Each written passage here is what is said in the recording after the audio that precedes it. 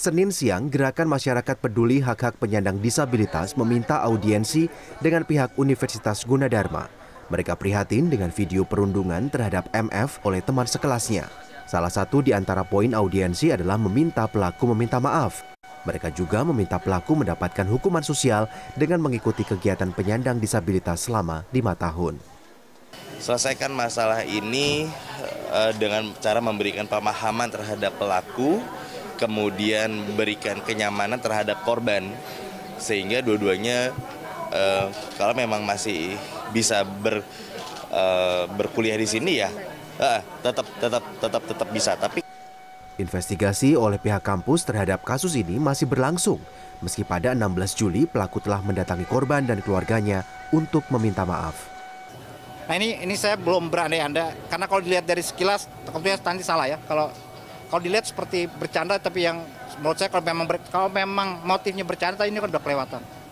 Tapi kalau dibilang bully ya kita lihat juga kan, definisi bully juga ini juga harus jelas ya. Pak, jadi kita untuk bentuk sementara 3. Jadi untuk lebih jelasnya tentunya kita menunggu hasil investigasi.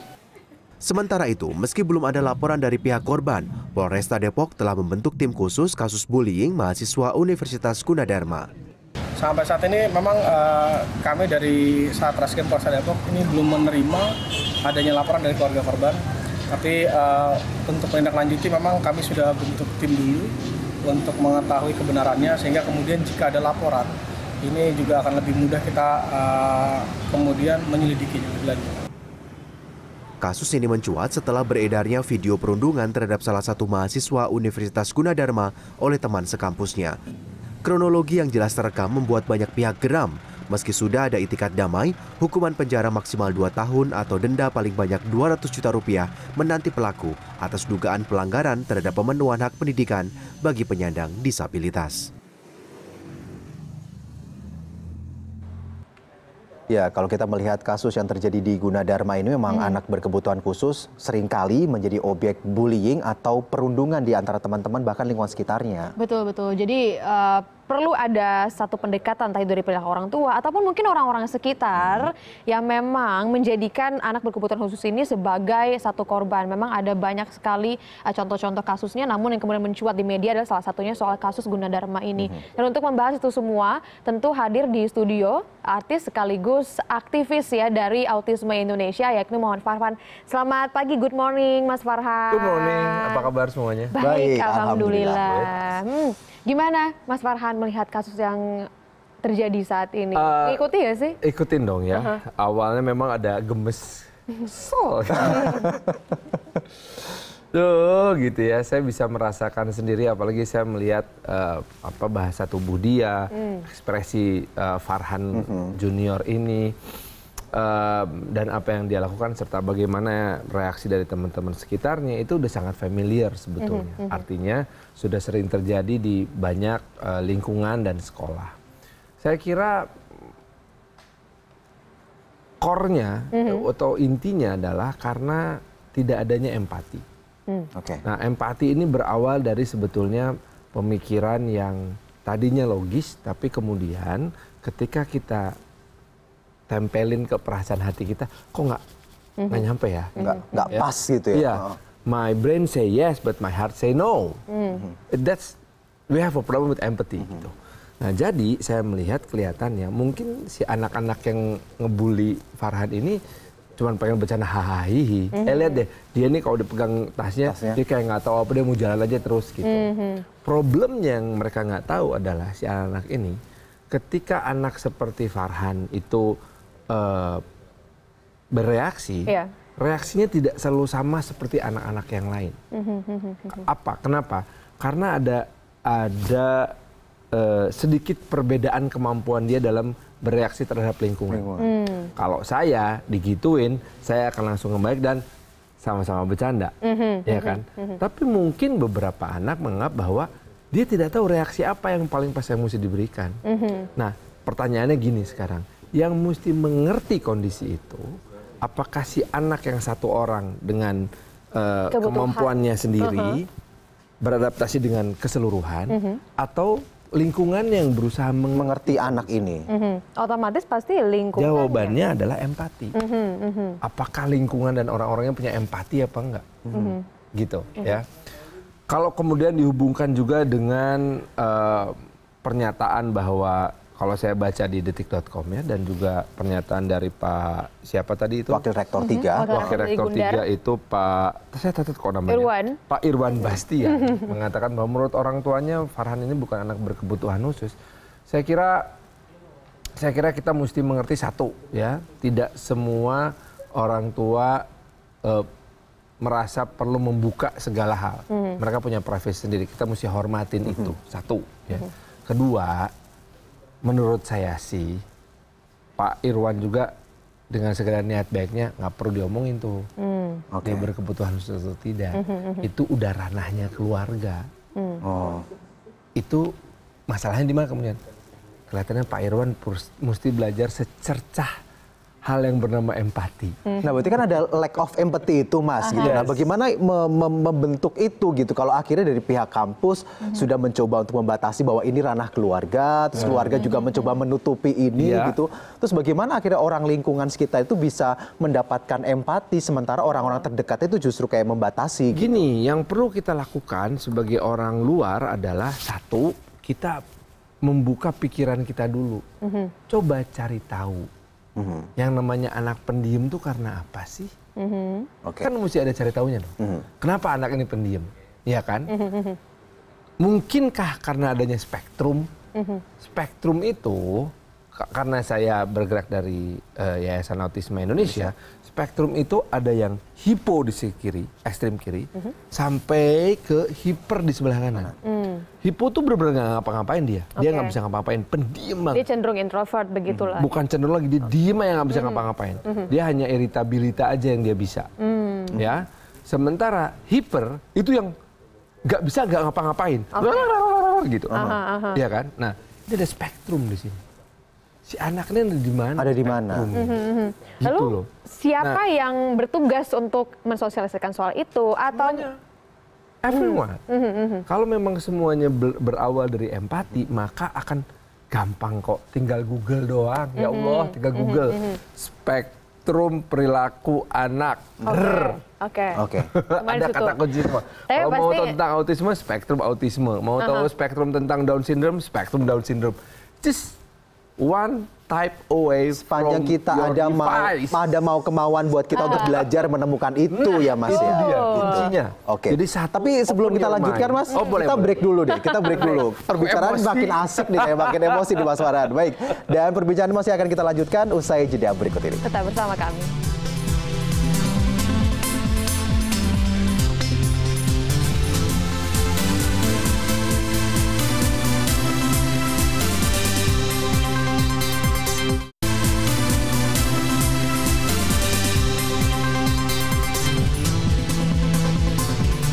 Ya, dialog dengan Mas Farhan akan kita lanjutkan lagi, tapi sebelumnya kita hadirkan dulu sebuah informasi berikut ini di mana terlahir sebagai anak berkebutuhan khusus tak memupuskan semangat Surya Sahetapi. Putra dari Dewi Yul dan juga Reza Tepi ini juga tak bisa mendengar dan juga bicara layaknya remaja seusianya.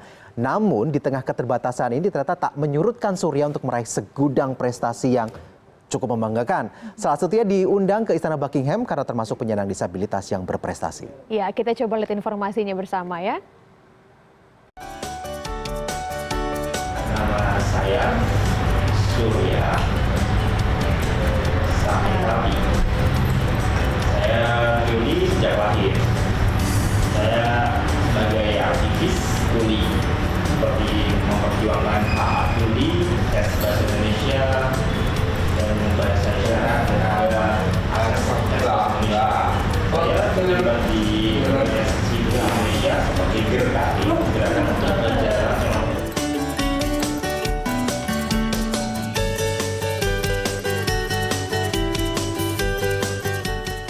Waktu itu saat saya sekolah di SMP sampai SD kelas 8 setelah saya lulus dan saya masuk sekolah umum, artinya dunia saya berubah 180 derajat karena di SMP teman-teman guru-guru berkomunikasinya pun enak karena sama-sama tuli. Saat masuk ke SMP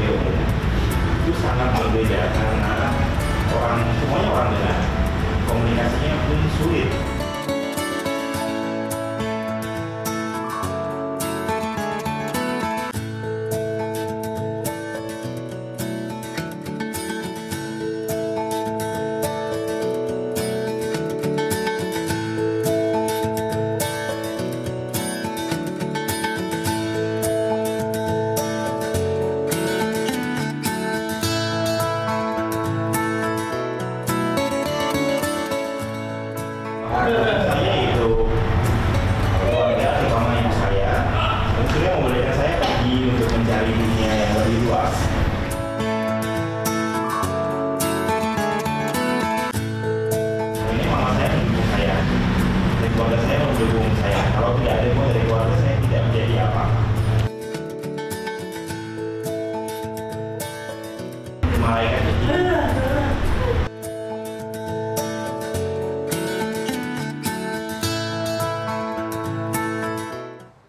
Kalau bicara soal Surya Sahyatapi ini memang salah satu contoh anak dengan special need atau kebutuhan khusus yang memang membanggakan, punya prestasi, kepribadiannya juga sangat mandiri, percaya diri, dan pernah datang juga ke waktu itu pernah datang ke studio juga ya? bersama dengan Dewi Yuli ibunya dan berbincang soal bagaimana bisa mendidik seorang Surya Sahyatapi menjadi seorang yang mandiri dan juga percaya diri seperti sekarang.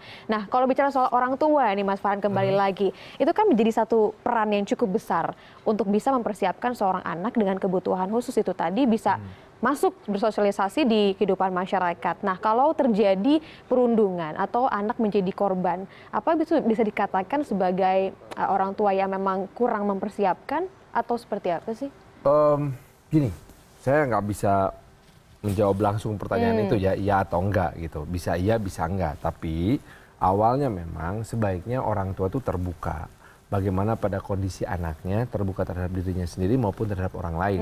Tujuannya apa? Satu, lebih mudah memperjuangkan anak ini ketika kita terbuka terhadap diri sendiri.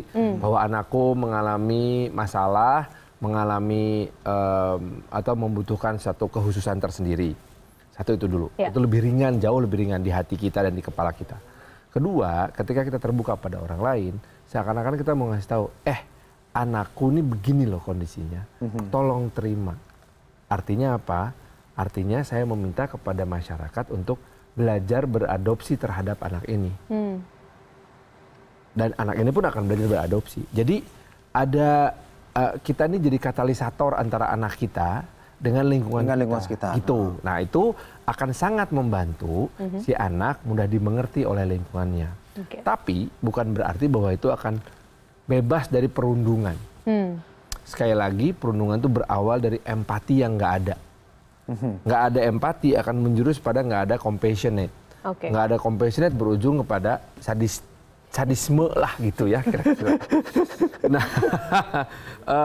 empati itu apa sih gitu? Satu itu, buka keinginan Anda, buka pikiran Anda untuk ingin tahu. Cari tahu dulu yang banyak, Satu. Kedua, buka hati Anda. Buka perasaan Anda, jadilah dia, jadilah orang lain dulu gitu. Jadi kalau saya duduk di sini sebagai yang mau diwawancara, saya cari tahu dulu CNN Indonesia itu apa, pembawa acaranya siapa aja, yang mau dibahas apa. Itu namanya open mind. Kemudian ketika saya duduk di sini, saya akan mencoba merasakan apa rasanya jadi pewawancara. Ya kan? So I open my heart. How do I feel being an interviewer kalau ternyata yang diinterview ngomongnya ngaco, diam aja, cuma yes or no. Karena seringkali yang dibuka pikirannya justru kadang-kadang hatinya itu tertutup gitu ya Mas ya. Terakhir, open will, tunjukkan keinginan Anda untuk berbuat sesuatu. Dan itu pun akan terjadi jika memang si orang tua tadi lebih terbuka kepada lingkungan sekitar soal keadaan anaknya. Nah, tapi kalau dengan adanya kasus seperti ini tentu bukan tidak mungkin sisi psikologis dari si anak, apalagi orang tua juga nampaknya terluka itu tadi ya, karena yaitu tadi perundungan. Dan sudah terhubung lewat via Skype dengan psikolog Liza Marelli. Good morning Mbak Liza. Good morning, selamat pagi. Pagi Mbak Liza. Mbak Liza, sebenarnya kalau kita lihat dari sisi orang tua, tadi dikatakan memang orang tua ini menjadi sangat penting gitu ya dalam peran anak yang mempunyai kebutuhan khusus. Nah, bagaimana peran orang tua untuk menyemangati sang anak, terutama anak yang berkebutuhan khusus dan terutama lagi menjadi korban perundungan nih Mbak Liza? Seperti yang sudah dikatakan sebelumnya ya, pertama-tama jadi orang tua dari anak berkebutuhan khusus aja itu sudah membutuhkan satu mental yang tidak harus kuat, gitu kan, bahwa anaknya berkebutuhan khusus, anaknya mungkin membutuhkan perlakuan yang lebih berbeda daripada yang lain, sudah membutuhkan mental yang harus lebih kuat daripada orang tua anak normal dalam tanda kutip gitu kan. Nah, ketika anaknya kemudian mengalami perundungan, gitu kan, pertanyaannya kemudian adalah apakah orang tua sudah bisa menerima itu apa enggak, seperti yang tadi dikatakan oleh narasumber yang sebelumnya. Yang kedua, gimana mereka bisa berespon dengan kondisi tersebut dengan bijak, gitu. Apakah mereka bisa memahami bahwa kadang-kadang lingkungan itu belum bisa secara berempati gitu ya untuk menerima kondisi anak-anak yang berbeda gitu. Kadang-kadang institusinya sendiri juga belum membuka lingkungannya, mahasiswanya gitu ya untuk menerima anak-anak yang berkebutuhan khusus gitu. Oke, baik. Jadi tentu ini jadi satu perhatian juga seperti yang tadi dikatakan oleh Mas Farhan ya, bahwa memang orang tua pada intinya adalah harus terbuka dengan lingkungan sekitar, setelah itu baru lingkungan sekitar mau pelan-pelan setidaknya untuk bisa menerima. Tapi kalau bicara soal video yang saat ini sudah viral begitu, Mbak Liza, di masyarakat, tentu bukan tidak mungkin membuka positif ataupun negatif komentar yang akhirnya muncul. Nah, bagaimana seharusnya netizen pun bersikap soal video pembulian terhadap anak berkebutuhan khusus ini? Itu yang kemarin terus saya berulang-ulang menulis status media sosial saya. Saya katakan gitu, karena saya membaca komen-komen mereka pada pelaku bullying. Dan komen-komen itu cukup, mengerikan banget ya. Bahkan sampai menghina keluarga pelaku gitu, segala macam gitu kan. Yang buat saya, kita lagi melakukan bullying juga pada pelaku gitu kan. Lalu apa bedanya kita dengan mereka gitu kan? Iya kan, karena mungkin orang anak ini memang harus didikan orang tua, lingkungan sebelumnya. Jadi mungkin in a way pasti punya kontribusi juga kenapa sampai anaknya kok kurang empati terhadap mereka berkebutuhan khusus.